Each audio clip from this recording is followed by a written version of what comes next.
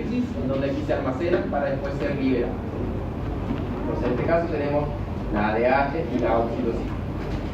Entonces, ya vimos lo que pasaba con las tiroideas y con la glándula adrenal. Ahora vamos a ver lo que pasa con la hormona de crecimiento, prolactina, FSH y LH con la LG gonadal. Y en el caso de la neurohipófisis, solamente lo que pasa con la ADH. Porque en el caso de la oxitocina, patología no hay, es muy raro que se produzca alguna alteración con la producción de oxitocina. Entonces, la ADH es la que se debe más alterar en el caso de la neurohipófisis.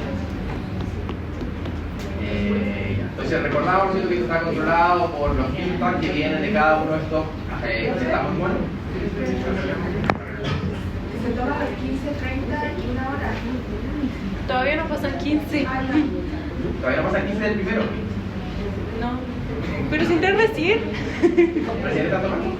No, pues recién me lo tomé y volví. No creo que no se tomó. Ya. Llevamos 10 recién. O sea, nos faltan 10. Sí, me faltan 9. Ya, vale.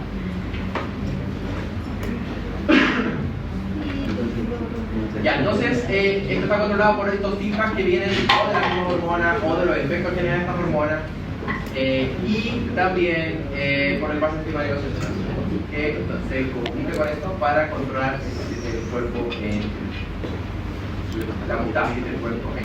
Entonces, uno de los principales ejes de ya, entonces, el hipotálamo libera hormonas para liberar otras hormonas por la hipófisis anterior. Entonces, el hipotálamo libera todas estas que están acá. Bueno, esta ya la han visto todas, pero el prolactin, el factor inhibidor de la prolactina. Eso también lo vieron, ¿cierto? ¿Recuerdan cuál es el inhibidor de la prolactina? La dopamina. La dopamina. Por mucho tiempo en discusión. ¿Quién es al final es la dopamina principal? También hay otros, pero el principal es la dopamina, que inhibe la producción de la prolactina. Entonces, la prolactina, producida por las células lactotropas, es la única hormona que está controlada por el sistema nervioso central principalmente por inhibición de su producción.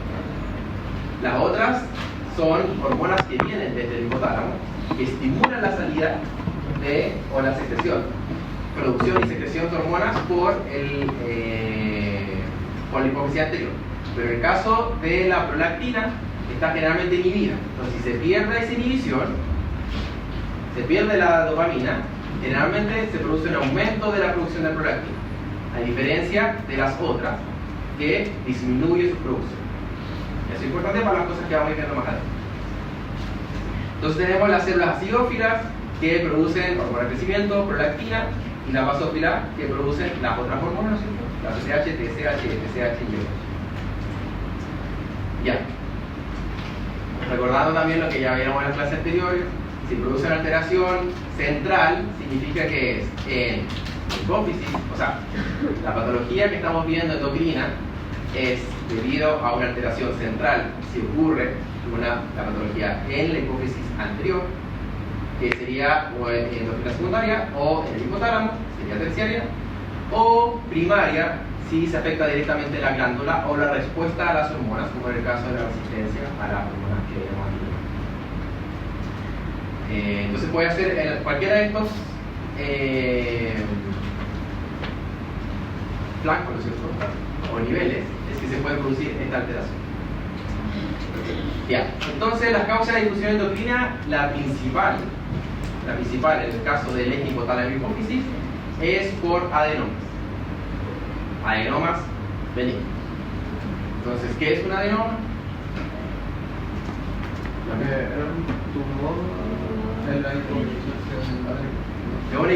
Un adenoma se le denomina a un tumor de una glándula que es benigno, no cancerígeno.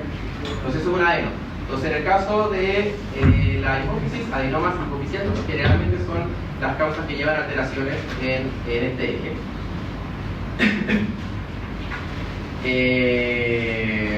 Como los adenomas que también vimos en las clases anteriores, ¿no es cierto? Que producen alteraciones o en la tiroides o en la glándula suprarrenal. Entonces, en el caso de la hiperfunción, generalmente por adenomas hiperficiarios hiperproductores de alguna hormona. Hipofunción, en la hipofunción están enfermedades autoinmunes, por aquí está ordenado desde mayor frecuencia a menor frecuencia. Entonces, en el caso de la hipofunción, pérdida de función de hormonas producidas por el eje hipotálamo hipófisis, puede ser o autoinmune, como las que ya vimos anteriormente, la tiroiditis Hashimoto o la diabetes tipo 1, bueno, esto no es solamente del eje hipotálamo hipófisis, sino a nivel endocrino general. Y diatrógena, ¿no es cierto?, por algún efecto causado por el médico. Entonces, o por medicamentos, o por un tratamiento quirúrgico, radioterapia, etcétera, que haya alterado el eje hipotálamo. Y otra causa que es interesante, bueno, esto es lo que vamos a ver principalmente los adenomas hipoficiarios, las causas diatrógenas y hemorragia e infarto, que se produzca infarto o hemorragia, ¿no es cierto?, de la hipófisis anterior, que lleve a que se produzca hipofunción de la glándula, como lo que sucede en el síndrome de Shinkan, que lo vamos a ver más adelante. Eso es lo que vamos a ver en general. Entonces, la mayoría de todos los trastornos que suceden en el eje hipotálamo hipófisis pueden ser tratados. En el caso de que haya pérdida de hormonas, pérdida de la acción de las hormonas, se hace reemplazo hormonal. Y en el caso de que haya una hiperproducción, se ocupan o inhibidores de las hormonas, o inhibidores de la producción de hormonas, o un tratamiento quirúrgico para eliminar generalmente un adenoma que está produciendo muchas de estas hormonas. Eso en general. Entonces, generalmente tienen tratamiento estas alteraciones que ocurren en el eje hipotálamo. Entonces, aquí lo que habíamos anteriormente, las causas, la principal, adenomas, que pueden ser hiperproductores, adenomas funcionales o adenomas no funcionales. Los no funcionales son la mayor causa, principalmente de hipofunción. Pueden ser también tumores, traumatismos, alteraciones que lleven a que no se produzca la producción de hormonas, aneurisma, infarto, apoplejía hipofisaria, enfermedades inflamatorias, o de forma diatrógena, por radioterapia hipofisaria o cirugía. Entonces, el diagnóstico es por las pruebas de los niveles de las hormonas para ver si están elevadas o bajas, que puede ser directamente viendo la hormona o por un test de función, para ver si se está produciendo o no la hormona, como lo que veíamos anteriormente, para la producción de ACTH, en el caso de alteraciones de la glándula suprarrenal. Esas son pruebas de estimulación y supresión, y resonancia magnética para ver si hay adenomas, tumores, etcétera, en esa zona. Entonces, tratamiento, lo que veíamos anteriormente, reemplazo hormonal, cirugía, inhibidores de la secreción o de efecto de las hormonas, y radioterapia. Esto, cuando ya las otras cosas no han funcionado, se recurre como a la radioterapia para el tratamiento del tumor. Entonces, vamos a partir hablando del hiperpituitarismo. Entonces, en este caso, es aumento de la producción de hormonas por la hipófisis anterior. Se le denomina hiperpituitarismo a aumenta la producción de una o más de estas hormonas. Entonces, la más común, como veíamos hablando anteriormente, es por un adenoma hiperproductor de una hormona que produzca este hiperpituitarismo. Hiperplasia. ¿Qué es la diferencia entre un adenoma y una hiperplasia? El adenoma es como un tumor, ¿no es cierto?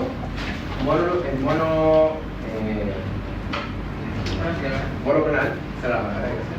Monoclonal, mientras que la hiperplasia es crecimiento de tejido. El crecimiento de tejido. Generalmente en respuesta a más feedback positivo que hace que se produzca mayor producción de tejido. Y factores G. Entonces, respecto a los adenomas hipoficiarios, es alrededor del 15% de las neuroplasias intracraneales, 80 casos por 100.000 personas. Entonces, es bastante común que ocurran adenomas. No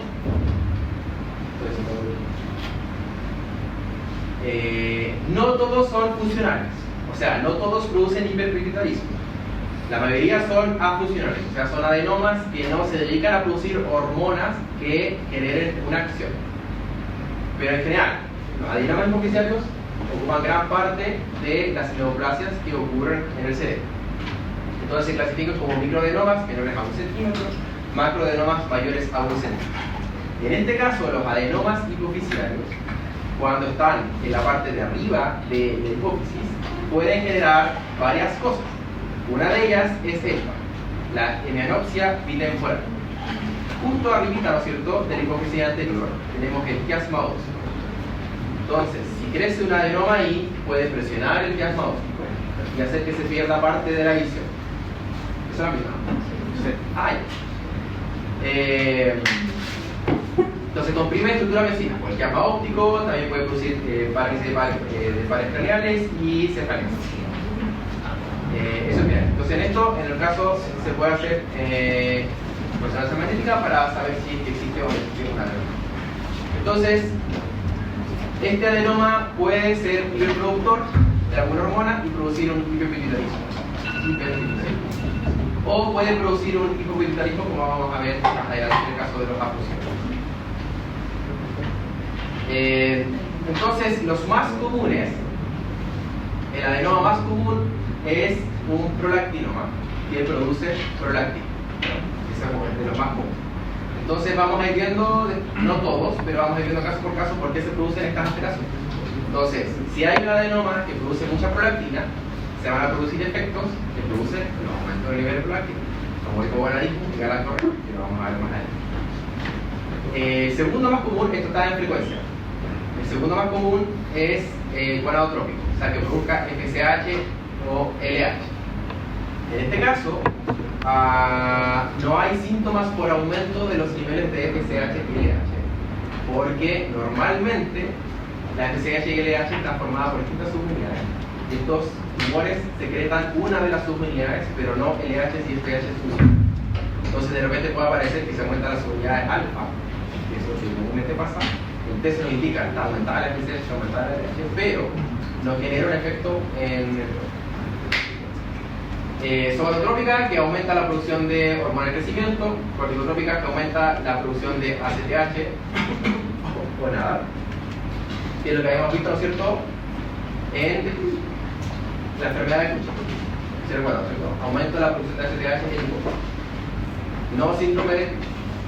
¿Recuerdan la diferencia entre síndrome de Cushing y enfermedad de Cushing? Ya, la enfermedad de Cushing es un tipo de síndrome de Cushing. También pueden ser tumores productores de hormona de crecimiento y de prolactina. Si recuerdan, estas dos son células acidóticas, se parecen bastante entre sí. Y puede ser que en un tumor productor de hormona de crecimiento también se comience a secretar prolactina por esta misma célula. O al revés, que un tumor por células actótropas produzca prolactina y, como se parece mucho a la hormona de crecimiento, también se empieza a sintetizar y secretar más hormona de crecimiento. Puede ser que vayan a la par también en algunos tipos de daño.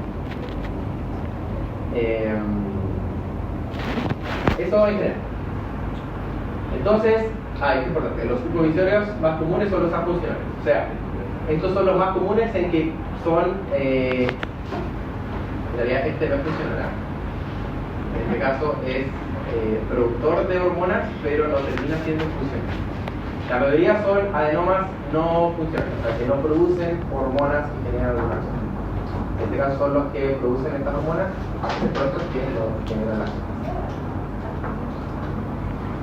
Ya, entonces, en el caso del hiperpituitarismo es el aumento de la producción de hormonas, generalmente por adenoma. Ahora, el hipopituitarismo es secundario, o sea, que disminuye la producción de hormonas. Entonces puede ser de solamente una hormona o puede ser de todas las hormonas. Entonces puede ser de una hormona, puede ser parcial o puede ser global. Al global se le llama panhipopituitarismo, o sea, disminución de todas las hormonas. Y en el caso del panhipopituitarismo se empieza a observar una baja en general de todas estas hormonas o síntomas cuando ya se ha perdido gran parte, como lo que veíamos anteriormente en la célula metapancreática, cuando se ha perdido gran parte de la masa del hipófisis, o sea, se pierde alrededor del 70-90%, ahí se empiezan a ver los síntomas de el pan y aquí ocurre algo interesante, que es que cuando hay un traumatismo del hipófisis, por alguna adenoma disfuncional que esté produciendo presión sobre el hipófisis, o porque hubo algún infarto, etc., la pérdida de función va en esta vía. No sé si vieron eso.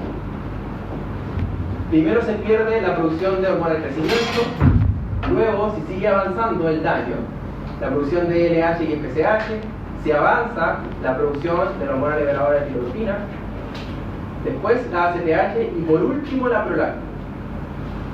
¿Por qué por último la prolactina? Porque se pierde el mecanismo inhibidor. Porque esta es la única que está siempre siendo inhibida. Entonces, si hay alteraciones, generalmente esta está siempre produciendo. En este caso, en el caso del pánico hipotiroidismo. Y lo importante es que, bueno, sucede, todavía no se sabe muy bien por qué. Una es que estas células son más lábiles, las que producen estas hormonas. Otra es la ubicación en donde se encuentran. O sea, al parecer estas estarían menos irrigadas que las otras, que son más sensibles a la pérdida de función. Pero lo importante es que por último se empieza a perder la función de la TSH y la ACTH, que son vitales. Si se caen los niveles de ACTH, la vida se vuelve muy difícil, la persona puede fallecer por bajo nivel de cortisol o bajo nivel de hidrología, por un coma glicematoso, por ejemplo, lo que veíamos en las clases anteriores. Entonces, estas hormonas son importantes, pero no son cruciales para la vida. Es más fácil que pierda la función. Esta de acá está relativamente más protegido dentro del hipófisis.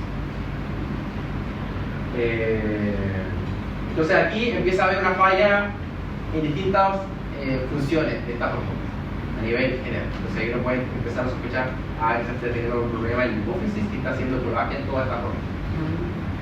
Entonces el tratamiento es el reemplazo hormonal, el reemplazo de todas estas hormonas. Entonces reemplazo de hormonas de crecimiento, reemplazo de hormonas tiroideas, corticosteroides y de hormonas sexuales. Entonces, no se ocupa en el caso de la tiroides, corticosteroides, hormonas sexuales, la LH, FSH, CTH y TSH. Es la hormona funcional, al final, ¿no es cierto?, la que ejecuta la acción. Entonces, levotiroxina para la tirotropina para T4, hidrocortisona como el cortisol, y en el caso de hormonas sexuales, estrógeno, progesterona y testosterona. Otra alteración que puede ocurrir y que haga que se produzca hipopituitarismo es que no se afecte directamente el hipófisis, sino que hay un adenoma que esté presionando al tallo del hipófisis y que haga que se empiece a perder la conexión entre el hipotálamo y la hipófisis anterior. En este caso, ¿qué esperarían encontrar ustedes? Ya lo ven. Sí. Entonces, obviamente, se perdería, ¿no es cierto?, la producción de todas las hormonas excepto la prolactina, porque la prolactina, como veíamos, está normalmente inhibida. Si llega a disminuir la producción de dopamina, o sea, no la producción, sino que la llegada de dopamina al hipófisis anterior, aumenta la producción de prolactina. Entonces, en este caso, caen todas las otras hormonas y aumenta la producción de prolactina.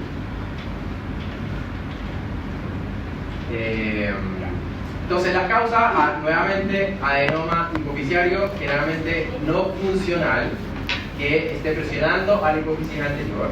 O puede ser alguno funcional que esté produciendo solamente una hormona, pero que presiona al resto y haga que se caiga la producción de otra hormona. Por radioterapia, que afecte la producción de hormonas del hipófisis anterior, por lesiones, por infarto, apoptía, etcétera, de la hipófisis anterior, etcétera. Pero algún trauma, algo que haga que el hipófisis deje de producir. Ya. Ahora, lo que sucede en el caso de la hiperprolactinemia. Este es un caso, ¿no es cierto?, de hiperpituitarismo, que no se le denomina hiperpituitarismo, sino que se le denomina directamente hiperprolactinemia, porque es una de las principales alteraciones que ocurren en el eje hipotálamo-hipófisis.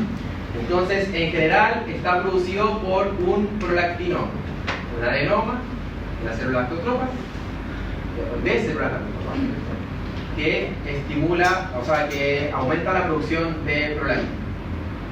Entonces, es un amiloide hipofisiario funcional, es de los más frecuentes, alrededor de 40-50% de los casos, es mayor en mujeres, pero generalmente entre 20 a 40 años. Entonces, esta hiperprolactinemia, se dice que la persona tiene hiperprolactinemia cuando los niveles están, mira, lo borré aquí sin querer, sobre 200 nanógramos por ml. Se dice que la persona tiene una hiperprolactinemia que puede ser producida por un prolactino. También antes la regulación de la producción de prolactina, que la tenemos acá. Entonces, el estímulo más fuerte, ¿no es cierto?, es el estímulo de inhibición del sistema nervioso central, en el hipotálamo. El hipotálamo produce dopamina que inhibe la producción de prolactina, pero también puede ser estimulada positivamente. El sueño, las hormonas sexuales, el orgasmo o el estrés pueden estimular a la producción de prolactina. También lo hacen los estrógenos y la hormona liberadora de endotropina.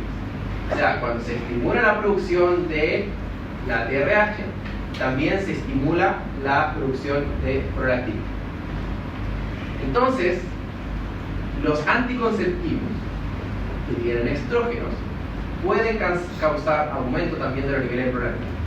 No a un nivel que sea como una hiperprolactinemia, que sea muy grave, pero sí puede elevar los niveles de prolactina por sobre 100 nanogramos por ml.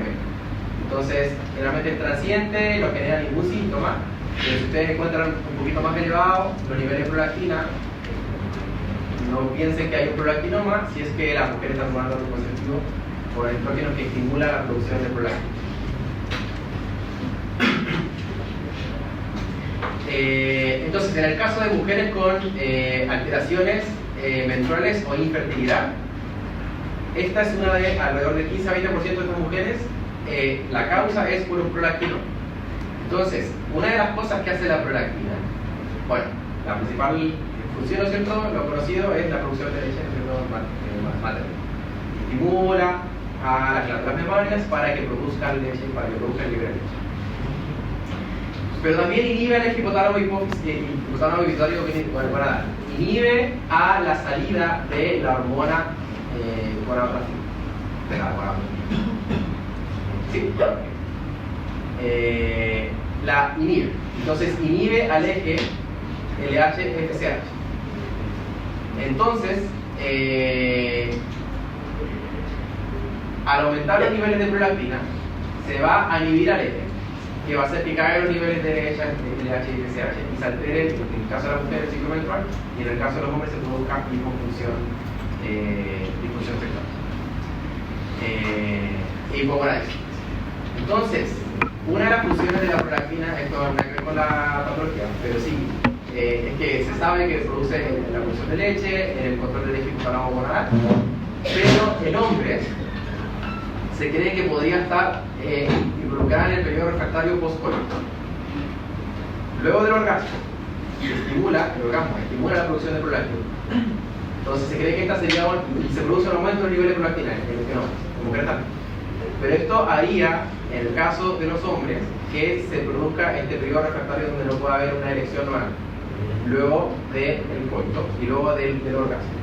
Entonces, en teoría, sería en parte porque aumentaron los niveles de prolactina que inhiben la leche arriba para que se deje de producir testosterona en los niveles de testosterona abajo. Y el apetito sexual.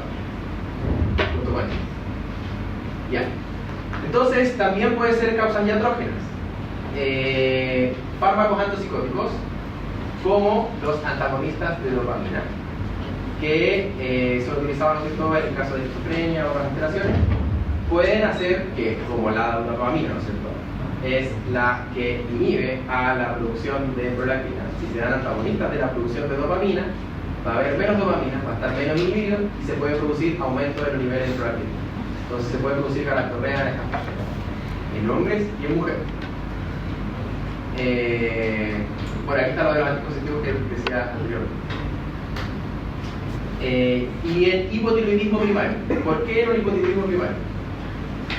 Lo vimos en la clase anterior. Pero ¿por qué sería que el hipotiroidismo primario se podría producir prolactina?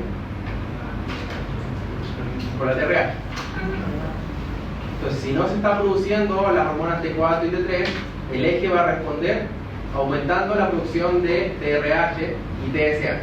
Y la TRH no solamente estimula la salida de la TSH, sino que también estimula a la producción de prolactina. Entonces normalmente, fisiológicamente no pasa nada, pero en el aumento de los niveles de prolactina, más allá de lo fisiológico, aquí sí la TRH, o sea, el aumento de la TRH más allá de lo fisiológico, se va a producir aumento de la producción de prolactina por estimulación de las células macrófagas en hipófisis anterior. Entonces, ¿qué va a producir? Y el efecto tallo, por lo que veíamos anteriormente. Entonces, un adenoma que esté presionando al tallo y que haga que se inhiba aumente la producción de prolactina, porque se pierde la inhibición de la dopamina que está ligada por el hipotálamo hacia el hipófisis anterior.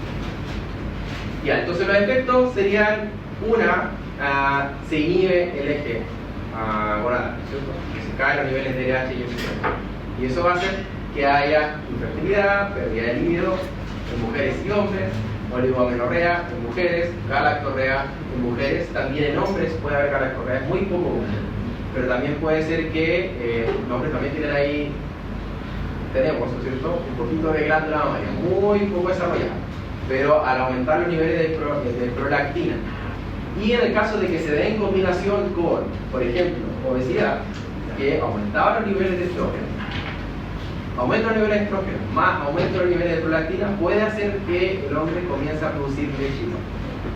No hay leche como tal, pero sí produce cierta secreción, se puede empezar a producir son las tetillas. Difusión eréctil, disminución del vello corporal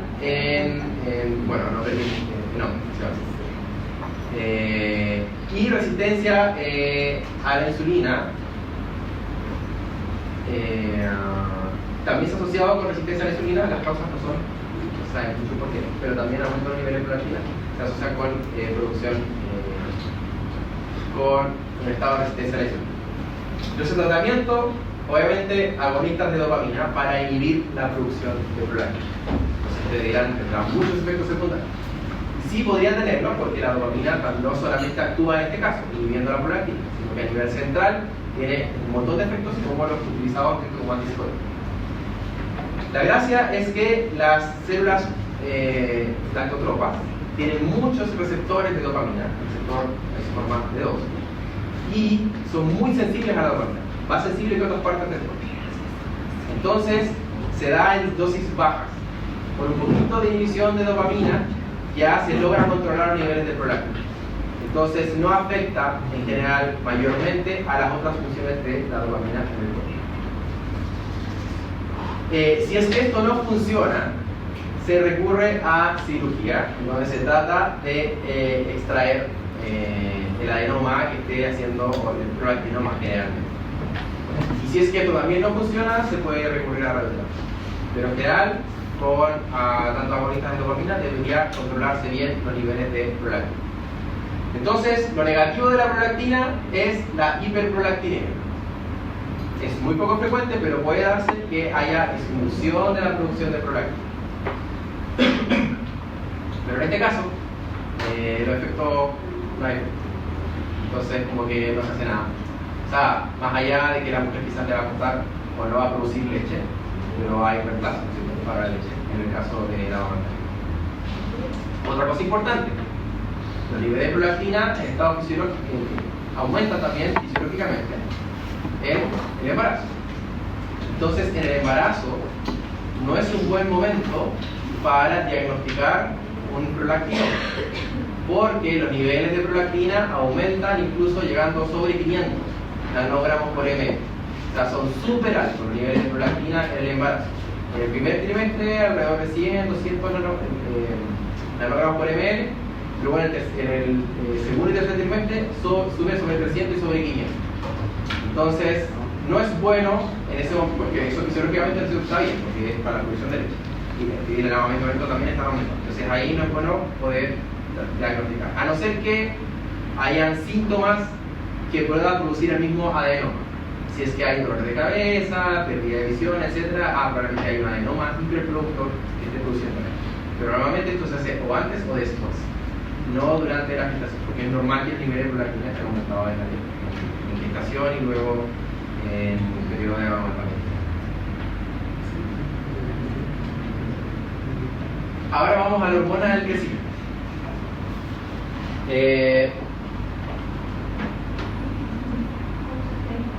Vamos a terminar súper antes. ¿Hay hombre? ¿A hombre? Sí. Ya, pues, o la adiponectina que genera sensibilización a la acción de la insulina. Entonces, el músculo también contribuye a la homeostasis de la glucosa por mejorar la respuesta a la acción de la insulina. Entonces, ahora se sabe que en el caso de personas que tengan insuficiencia de insulina o otros problemas, es importante la musculación, generar músculo, ejercicios de fuerza para aumentar la masa muscular, para que aumente la producción de esta hormona y ayude al tratamiento de la resistencia a la insulina. Más que claro, que también ayuda, pero la generación de músculo ayuda un montón. O sea, antiguamente era como, no, ¿para qué anda a hacer cardio? ¿No? Ahora el consejo es cardio, pero genera masa muscular. De hecho, no se asocia solamente con resistencia a la insulina, sino que con retarda la vejez y disminuye un montón de otras patologías al parecer la cantidad de masa muscular que tiene la persona. La masa muscular más sana, incluyendo lo que pasa con la resistencia a la acción de la insulina.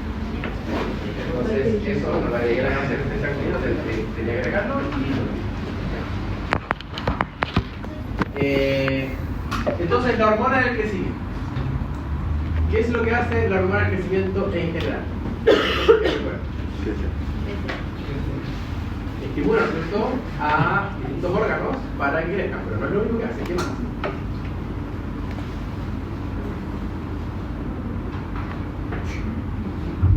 Hace algo parecido a lo que hace el cortisol.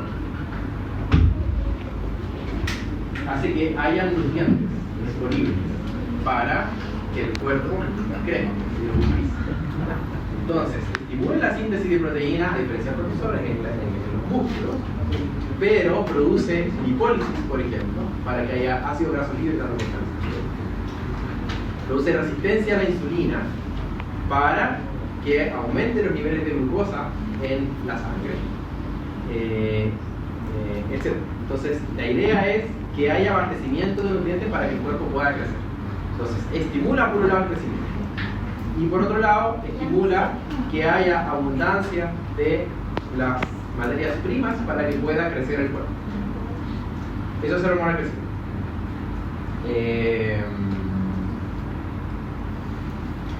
Lo hace a través de ella misma y también actúa a través de otra hormona. O sea, de otra hormona, de otra hormona. ¿Cuál? Que produce el hígado. IGF-1, ¿cierto? El factor similar a la insulina. Entonces, el hormona del crecimiento estimula al hígado para la salida de IGF-1 y el IGF-1, a la par con la hormona del crecimiento, estimula el crecimiento de muchos tejidos, principalmente en el caso del IGF-1 del hueso.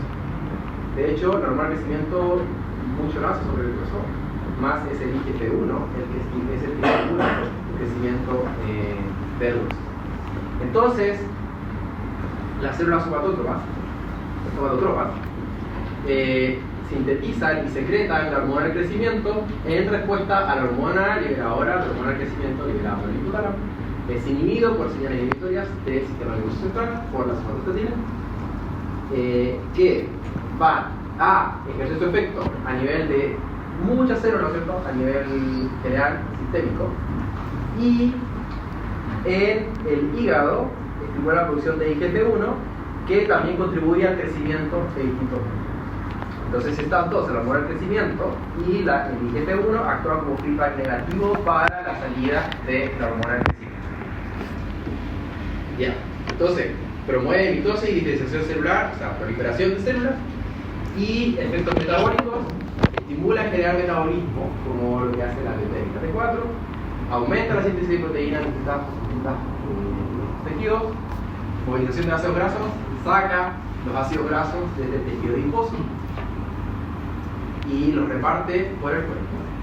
En este caso, una acción importante es que produce lipólisis en el tejido adiposo visceral, porque reparte la grasa, la saca de las vísceras, o sea, disminuye la grasa visceral para repartirla en otra parte del cuerpo. Y aumenta el nivel de glicemia por resistencia a la insulina. Entonces, si recuerdan, la hormona del crecimiento es liberada de forma pulsar. Cada 15-20 minutos se produce una y luego cae. Y es bastante errático a lo largo del día. Hay estímulos, ¿no es cierto? ¿Qué estímulos estimulan la hormona del crecimiento? El más conocido, melatonina, pero es fisiológico. O sea, dormir, pues chiquillos, dormir estimula, si recuerdan, cuando uno duerme, se estimula la producción de hormona del crecimiento. También el ejercicio, etc. O sea, hay distintos estímulos que los niveles de glicemia. Si los niveles de glicemia bajan, se estimula la producción de hormona de crecimiento y se produce resistencia a la insulina, ¿no es cierto?, para aumentar los niveles de glicemia. Entonces se libera, cada 15 o 20 minutos. Exacto. Y la vida media es bastante corta.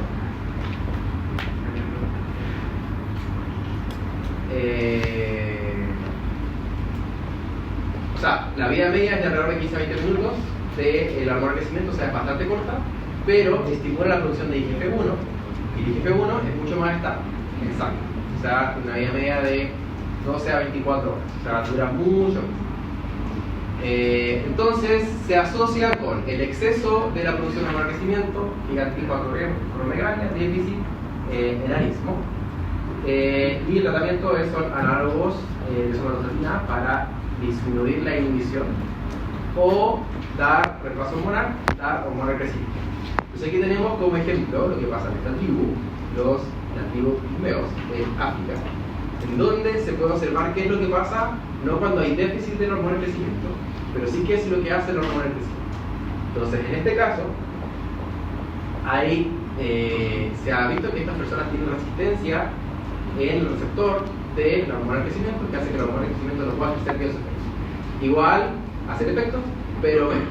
Entonces, aquí vemos que esta gente tiene menor estatura, crecen menos, proporcionales, son como personas grandes, ¿no es cierto?, pero en versión más pequeña. Eso. Entonces el sueño, por ejemplo, estimula mucho la producción de hormona de crecimiento. Si no dormimos en la noche, no se produce. Para el diagnóstico entonces de si hay menor producción o mayor producción de hormona de crecimiento, ¿recuerdan qué es lo que se hace? Quizás lo vieron, para poder detectar alteraciones de la producción de hormona de crecimiento. Con el IGF-1. ¿Por qué? Porque es mucho más estable. Entonces, el primer screening es, esta persona puede tener problemas, realmente niños, ¿cierto? Puede tener problemas de la hormona de crecimiento. El primer screening es niveles de IGF-1. Como son más estables y responden a la hormona de crecimiento, es la hormona de crecimiento más la insulina, que la insulina como que ayuda a la sensibilización a la... Bueno, pero depende de la hormona de crecimiento y es más estable. Uno puede saber más o menos cómo están los niveles de hormona de crecimiento midiendo los niveles de IGF-1. Porque si uno mide en cualquier momento la hormona de crecimiento, puede ser que esté muy alta o muy baja, porque la vida media es corta y se libera de forma pulsante bastante rápido a lo largo del tiempo. Entonces se usan los niveles de IGF-1. Pero no es ese el diagnóstico, sino que es como para hacer el primer screen. Tan bajo. Después uno tiene que ver si es que es por problemas de la producción de hormona de crecimiento, producción y secreción, ¿no es cierto?, por la hipófisis anterior. Entonces, para poder saber si es que hay alteración ahí, es que se tienen que hacer los test de estimulación o inhibición de la producción de hormona de crecimiento. Entonces, como lo que veíamos anteriormente para la CTH, el cortisol. ¿Sí? Entonces, en este caso se hacen estas pruebas de estimulación de la hormona de crecimiento, generalmente con arginina y clonidina. También se puede usar insulina, no porque la insulina estimule la salida de la hormona de crecimiento, sino porque la insulina produce hipófisis que va a estimular la salida de la hormona de crecimiento. Entonces, generalmente se usa esto, el clonidina. Entonces, la idea es que si se estimula la salida de la hormona de crecimiento y está funcionando la hipófisis anterior, debería aumentar la producción. Entonces, en este caso, en personas Bueno, este estudio lo que trataban de hacer era compararon a niños que tenían déficit de la producción de hormona de crecimiento y que eran normales. Y midieron sus niveles de hormona de crecimiento. Entonces, lo importante son estas curvas de acá, no la del medio porque es el promedio entre ellos. Entonces, se les activó con clonidina y se observa, este es el examen, ¿no es cierto? Se observa a los 60 y 120 minutos cómo está la producción de hormona de crecimiento. Entonces, las personas normales aumentan, ¿no es cierto? Y luego caen. Y las personas que tienen deficiencia ahí no responden bien a la producción de hormona de crecimiento. Entonces, está indicando hay un problema central, ¿no es cierto?, que está haciendo que no se produzca la hormona de crecimiento. Ahora, al revés, si es que estaban muy elevados los niveles de XP1 y uno sospecha, probablemente está en hiperproducción de hormona de crecimiento, en este caso se prueba suprimiendo la hormona de crecimiento. ¿Por qué? Porque un adenoma hiperproductor de hormona de crecimiento no responde a las señales fisiológicas para que deje o aumente la producción de hormona de crecimiento. Produce. Entonces, en este caso, en el test de tolerancia a la glucosa, como aumentan los niveles de glicemia, como estamos viendo en el ejemplo que están haciendo ustedes, lo esperable es que los niveles de hormona de crecimiento bajen. Entonces la hipoglicemia la estimula, la hiperglicemia baja la hormona de crecimiento. Entonces, lo normal acá es que baje como se ve en este test. Aquí estaban tratando de probar dos ensayos para ver cuál era mejor que otro para medir los niveles de hormona de crecimiento. Pero en ambos casos, ¿cierto?, baja los niveles de hormona de crecimiento. Entonces, en este caso, respondió. Por tanto, no hay un adenoma hiperproductor de hormona de crecimiento. Entonces está la forma de diagnosticar por exámenes si es que la persona tiene problemas o no en la producción de hormona de crecimiento. Primero el screening para medir los niveles de IGF-1. Si están aumentados, muy disminuidos, posiblemente haya problemas en la producción de hormona de crecimiento. Entonces, estimulamos la salida de hormona de crecimiento con clonidina para ver cómo responden. Para ver si es que hay deficiencia en la producción de hormona de crecimiento o si hay mucha, descartar, ¿no es cierto?, que haya algún adenoma hiperproductor de hormona de crecimiento. Entonces, ¿qué es lo que va a producir esto? Entonces, estos ejemplos, además que ya los vieron anteriormente. Entonces, por un lado está el gigantismo, generalmente por un adenoma hiperproductor de hormona de crecimiento, que si se da antes de la adolescencia, pubertad, cuando todavía estamos en etapa de crecimiento, donde los huesos todavía pueden crecer, se va a producir un hipercrecimiento de los huesos, más que por la misma hormona de crecimiento, por aumento de los niveles de IGF-1, que estimula el crecimiento de los huesos. Entonces, aquí tenemos este ejemplo de esta persona que llegó a medir 2,72 metros acá, que tenía gigantes. Entonces, hiperproducción de hormona de crecimiento antes de que se haya cerrado la edificio, ¿no es cierto?, de los huesos. Entonces, todavía podían los huesos crecer. En la acromegalia, aquí ocurre aumento de niveles de hormona de crecimiento, pero luego de que los huesos ya no crecen más, luego de cerrar la edificio. En este caso, los huesos empiezan a crecer también, pero como que aumenta la masa del hueso, se hacen más gruesos, más anchos. Entonces se empieza a producir esto, entonces se ven alteraciones en los huesos de las manos, de la cara, etc., como hipercrecimiento de los huesos. Y se asocia también no solamente con el aumento del crecimiento de los huesos, de esta forma, sino que con los efectos metabólicos de la hormona de crecimiento. Entonces, si la hormona de crecimiento generaba resistencia a la insulina, mucha hormona de crecimiento va a hacer que haya mucha resistencia a la insulina y se van a generar todos los problemas asociados a la resistencia a la insulina. Entonces pueden generar diabetes, problemas cardiovasculares, etcétera, asociados a la resistencia a la insulina provocada por demasiada hormona de crecimiento que produce resistencia a la insulina. Entonces problemas cardiovasculares, hipertensión arterial, diabetes mellitus. Entonces generalmente por adenoma, bueno, lo mismo que acá, ¿cierto?, adenoma somatotropo, que estimula, que es hiperproductor de la hormona de crecimiento. Eso en general. Entonces la mayoría de los casos, 98% de los casos, por adenoma anterior. Ahora el enanismo. Baja producción de hormona de crecimiento. Entonces se denomina enanismo hipoficiario, porque también hay enanismos que no son por causa de la hormona del crecimiento, sino que son por alteraciones genéticas que hacen que no respondan bien, en este caso, por ejemplo, la condroplasia. No responde bien el desarrollo del cartílago y el hueso. Entonces, el caso del enanismo hipoficiario es lo que veíamos anteriormente como los pigmeos. La persona crece menos, pero se ve su distribución es proporcional a una persona normal en tamaño. Entonces es una persona como grande, pero en versión más pequeña. Entonces aquí tenemos el caso de esta niña que ella es bastante grande, pero, o sea, grande de edad, pero quedó chiquita por la hormona de crecimiento. Entonces el diagnóstico se da generalmente al comienzo no se observa que hay problemas con la hormona de crecimiento, pero sí cuando va avanzando la edad se ve que va creciendo menos y ahí es, oye, parece que hay problema de crecimiento y sí, la hormona de crecimiento está disminuyendo. Entonces, por falta de la hormona de crecimiento también se asocia con lo mismo que veíamos anteriormente, el sexo de la hormona de crecimiento produce resistencia a la insulina. Pero la hormona de crecimiento también ayuda a la distribución de la grasa. Como les he dicho, una de las cosas que hace es producir lipólisis del visceral y sacar la grasa de ahí. Si no hay hormona de crecimiento, se acumula más grasa visceral. Y generalmente en esta persona ya está tratada. Pero generalmente en las personas que no están tratadas se produce obesidad visceral, disminución de la masa muscular, y todo eso se asocia con esta resistencia a la insulina y también problemas cardiovasculares asociados a la resistencia a la insulina, el síndrome metabólico. Entonces, un exceso de hormona de crecimiento produce como un síndrome metabólico, por lo que hace la hormona de crecimiento.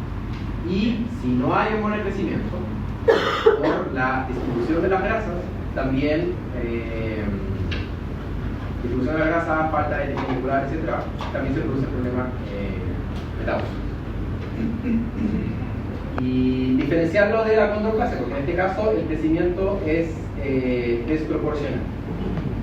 Se produce un torso normal, el crecimiento torácico es normal, pero los brazos y las piernas son más cortitas, también se produce como figura de la nariz, etc. Entonces este es el típico que uno ve, ¿no es cierto?, el enanismo más común, que este tipo de enanismo hipoficiario.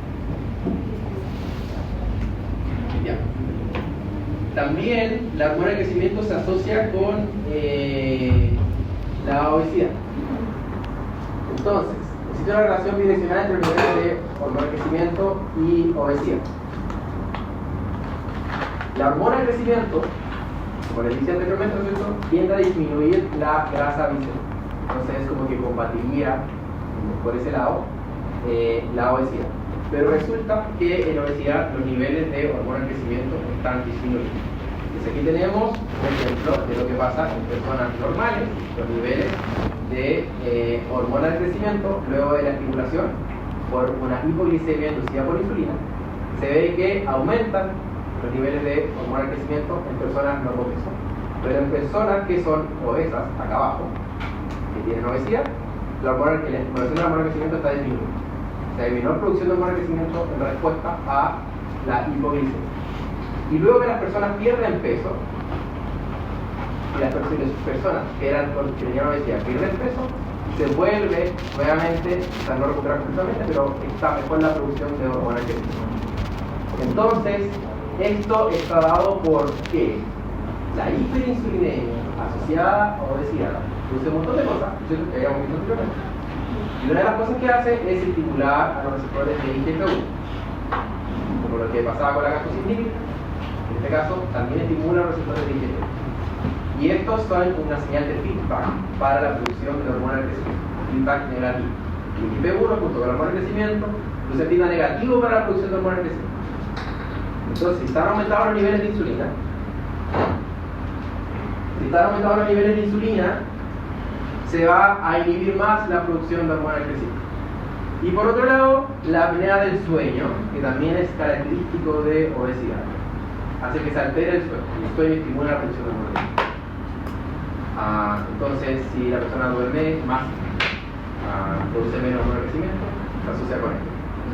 Entonces, en obesidad hay menores niveles de hormona de crecimiento y eso se asocia también con mayor acumulación de grasa visceral.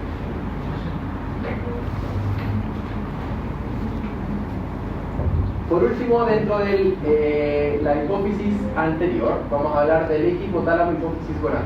Entonces aquí vamos a recordar lo que decíamos al comienzo. En este caso, lo común que suceda es un hipogonadismo hipogonadotrópico. O sea, que sea por una disminución de la hormona liberadora de gonadotropina y disminución de la producción de LH y LCH, que lleve a que haya un hipogonadismo, menor producción de endógenos y endógenos en el caso de los. ¿Por qué? Porque, como les decía anteriormente, ¿no es cierto?, comienzo de la clase, los adenomas hiperproductores de LH y FSH normalmente producen LH y FSH que no son funcionales, producen subunidades de la LH y la FSH. Entonces, un adenoma hiperproductor de LH y FSH genera un efecto compresor, como si fuera un adenoma no funcional, o es un adenoma no funcional. Entonces puede afectar incluso la producción de LH y FSH por alterar a las células que sí producen las gonadotropas, que sí producen la LH y la FSH. Entonces en este caso, el efecto o una alteración en la hipófisis que pueda generar alguna alteración del eje hipófisis, hipotálamo hipófisis gonadal, es generalmente la disminución de los niveles de LH y FSH. Se denomina hipogonadismo hipogonadotrópico. Entonces, puede ser por un adenoma, ¿no es cierto?, o un infarto que haga que haya necrosis de la hipófisis que disminuya la producción, porque se alteran las gonadotropas para la producción de LH y FSH, o inhibición por un prolactinoma.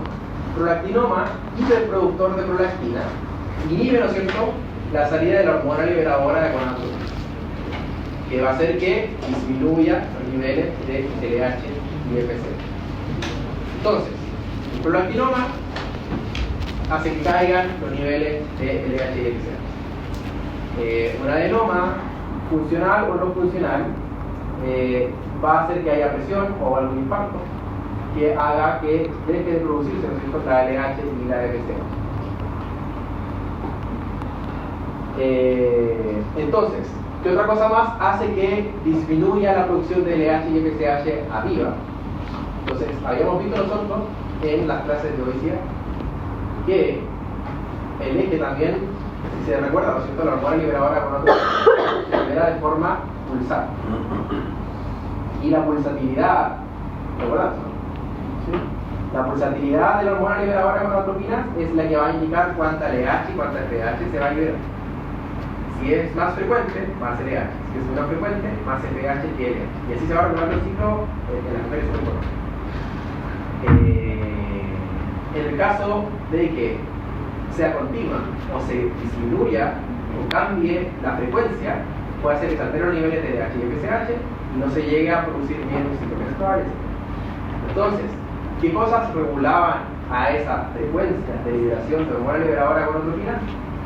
¿Se recuerdan de las clases? En el caso de obesidad, la insulina, la leptina y la epoleptina regulaban esta pulsatilidad. Entonces, en el caso de personas con obesidad que tengan resistencia a la insulina, se altera esta liberación, la frecuencia de la hormona liberadora de gonadotropinas. ¿Y eso qué va a hacer? Va a hacer que se altere el eje. Y en general se produce inhibición o disminución de la liberación de hormona liberadora de gonadotropinas. Que lo vimos en la clase, se producía hipogonadismo, ¿cierto? En el caso de mujeres, asociado con el síndrome ovario poliquístico; en el caso de los hombres, hipogonadismo, disfunción eréctil, problemas de fertilidad, etc. Entonces, este hipogonadismo hipogonadotrópico puede ser por un trauma, una alteración, un adenoma, ¿no es cierto?, que esté generando que las células gonadotropas produzcan menos de estas hormonas, por una hiperprolactinemia, porque la prolactina inhibe la salida de la hormona liberadora de gonadotropinas, o también un estado metabólico en donde haya alteración de la frecuencia de la hormona liberadora de gonadotropinas que haga que caigan los niveles de LH. Entonces, ¿cuáles van a ser los efectos? Como son pérdida, baja de los niveles de LH y FSH, hipogonadismo, infertilidad, trastornos menstruales, disfunción sexual, osteoporosis. En hombres, testículos poco desarrollados, falta de desarrollo sexual, amenorrea en mujeres y ausencia de desarrollo sexual. Entonces, tratamiento, reemplazo hormonal. Testosterona en hombres, estrógenos en el caso de mujeres. Si requiere cirugía, se hace cirugía, se queda algún adenoma de producción de terapia.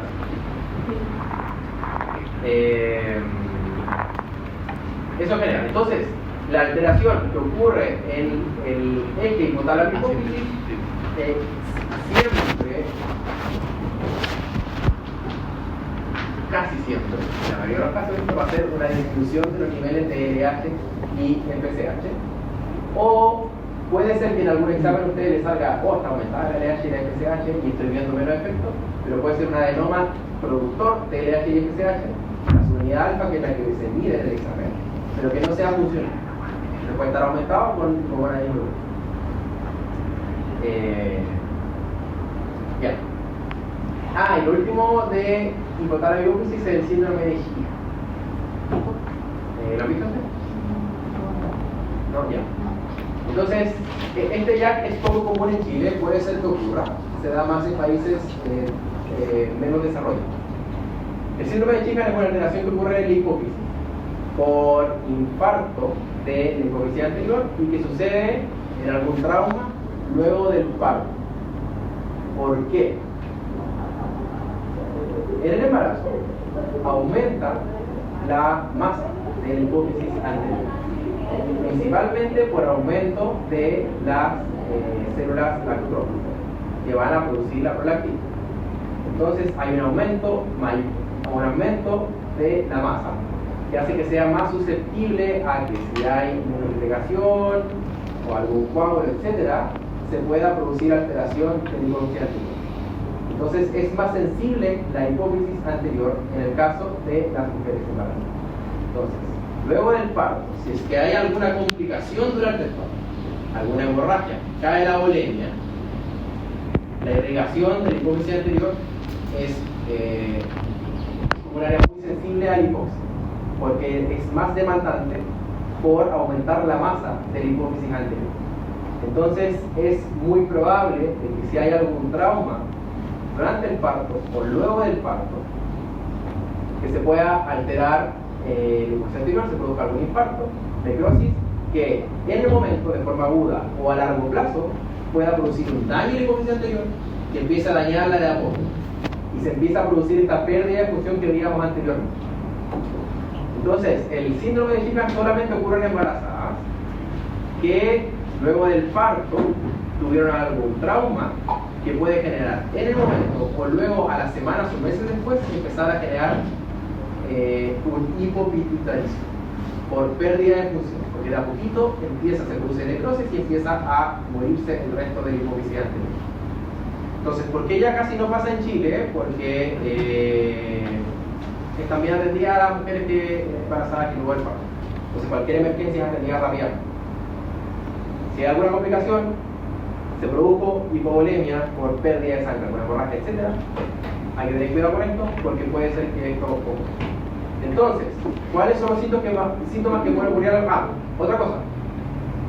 La pérdida de la función de hormonas, en este caso, a diferencia de lo que veíamos anteriormente, que terminaba con la pérdida de la función de prolactina, en este caso comienza con pérdida de los niveles, o baja los niveles de prolactina junto con la hormona de crecimiento. ¿Por qué baja los niveles de prolactina? Porque en este caso, la hipófisis anterior está súper, ultra grande por aumento de la masa de células lactotróficas.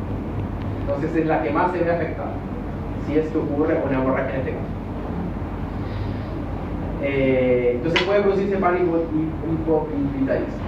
Entonces se genera agalactia, no producción de leche. ¿Por qué? Porque se cae el nivel de prolactina. Entonces, amenorrea o falta de recuperación menstrual porque puede ser que caiga las células gonadotrópas y caigan los niveles de LH y FSH. Fatiga extrema, hipotensión, hipoglicemia. En el caso de caída de los niveles de SPH, baja los niveles de cortisol. También por falla suprarrenal, baja los niveles de ACTH, ¿no es cierto? Pérdida de vello púbico y axilar en las mujeres, ¿no es cierto? Porque deja la producción de andrógenos por las glándulas suprarrenales. y un hipotiroidismo por baja de la TSH, en este caso sin aumento de los niveles de TSH. O sea, un hipotiroidismo central por menor producción de TSH por acetato. Entonces, este es un síndrome que ya es poco común en Chile, todavía puede ser que ocurra, pero es también controlada por ejemplo. En países menos desarrollados, donde el parto ocurre más, no hay un centro especial, etc., y puede ocurrir una alteración grande, trauma, etc., que pueda generar este infarto en el hipofisial anterior, se puede generar, es más común que se genere eso. Y por último vamos a pasar a la neurohipoxia. Entonces, ¿recuerdan de lo que habíamos dicho al comienzo? La neurohipoxia, ¿qué hormonas genera la neurohipoxia? La oxitocina y ADH o vasopresina. Entonces, oxitocina, alteraciones, no hay es muy poco. En el caso de la ADH, por hiperproducción y baja producción de hormona de la vasopresina, hormona antibiótica. Entonces, recordamos lo que hace la hormona antibiótica. ¿Qué es lo que hace la hormona antibiótica?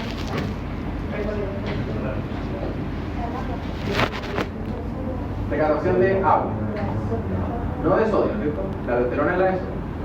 Esta solamente de agua. Gracias a ¿qué es lo que hace los túbulos?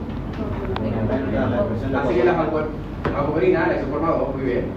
La isoforma 2, ¿no es cierto? En las partes finales, distales y del túbulo renal, se exprese o vaya, transloque hacia la membrana y se recapte más agua desde el lumen, ¿no es cierto? Desde la orina hacia el torrente sanguíneo. Entonces, si baja los niveles, si aumenta la osmolaridad o baja la urea, etc., se liberan los niveles de ADH. No solamente produce eso, la ADH también produce vasoconstricción. Aumenta la presión sanguínea, contribuye a aumentar la presión sanguínea por aumento por producción de vasoconstricción a nivel general del sistema. Entonces, aquí vemos que el efecto de la ADH, esto es la osmolaridad de la orina en las distintas partes de los túbulos renales. Entonces, al final, es donde tiene efecto la hormona antidiurética. Entonces vemos que si la ADH aumenta la osmolaridad de la orina porque se está sacando más agua de la orina hacia el torrente sanguíneo. Entonces la orina sale más hidroponente. Entonces aquí se pueden producir dos cosas: que aumente los niveles de ADH o que disminuya los niveles de ADH. O sea, patológicamente. Entonces, en el caso de que aumenten los... en este caso es disminución de la producción de hormona antidiurética. Entonces, se denomina diabetes insípida. ¿La vieron antes? Ya, igual no es tan común, pero sucede. Entonces, la diabetes insípida se denomina así. A ver, ¿qué es lo que va a hacer que caiga qué va a hacer con la orina la caída de la producción de ADH? Entonces va a salir mucho más orina. Entonces, antiguamente, cuando diagnosticaban diabetes, se diagnosticaba en parte por lácteos,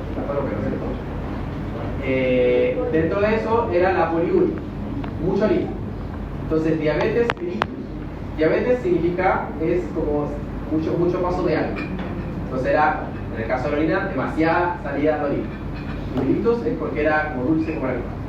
Entonces, en el caso de la diabetes mellitus, se liberaba orina muy dulce, mucha glicemia. Pero había otro caso de diabetes en donde había mucha salida de orina, pero que era desabrida de orina. Entonces, por eso le llaman diabetes insípida, porque en este caso se produce mucha salida de orina, como lo que pasa en diabetes, pero la orina no es dulce. ¿Por qué no es dulce? Porque es pura agua. Ya. Entonces, en este caso se da por baja en la producción o la respuesta a la DEA. Entonces, en el 90% de los casos es a nivel central, diabetes insípida central, o sea que haya disminución de la producción de ADH. Tiene que haber alrededor de una pérdida de 80-90% de las neuronas secretoras para que recién se manifieste.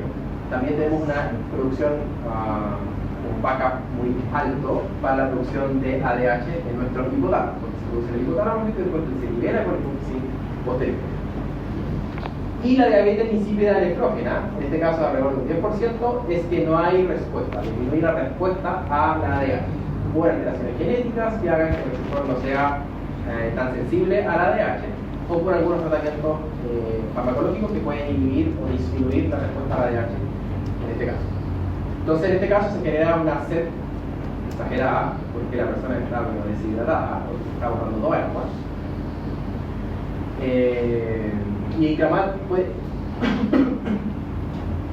Incrementa la vascularidad plasmática en la sangre.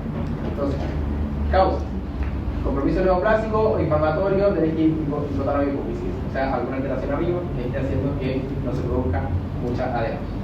Daño por radiación, quirúrgico, un TEC severo, idiopático, no se sabe por qué, se pone a producir menos ADH. Y en el caso del nefrogénico, falla genética o un tratamiento con litio o en una hipercalcemia.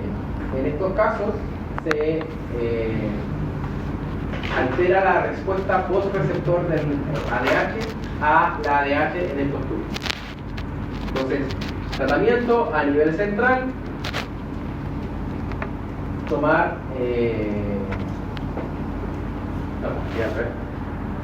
más líquido, pero descompresina, que es un análogo de la vasopresina, un análogo de la ADH. Y nefrogénica, bajar el consumo de sal, hidratación adecuada y eliminación de la causa, si es farmacológica, a dejar de consumir lo que está consumiendo, que está produciendo. En el caso de las personas que tienen resistencia por genético, y hay más contactos, tienen que estar todo el tiempo nomás tomando el agua y bajar los niveles de sal. Eso, o sea, la diabetes insípida producida por baja en los niveles de ADH, que produce aumento de la salida de orina y deshidratación. Y por otro lado, por último, lo que pasa cuando es aumentada la salida de la secreción inadecuada de la ADH. Síndrome de secreción inadecuada de ADH. En este caso, aumenta la producción de ADH. Aquí se va a producir, obviamente, todo lo contrario. Entonces, en este caso, generalmente es un carcinoma, como el carcinoma broncogénico, que puede, son tumores que se dedican, dentro de todo lo que hacen, secretan además ADH, ectópico, que pueden generar este efecto. Entonces, retención de agua e hiponatremia, osmolaridad membrana alta y plasmática baja.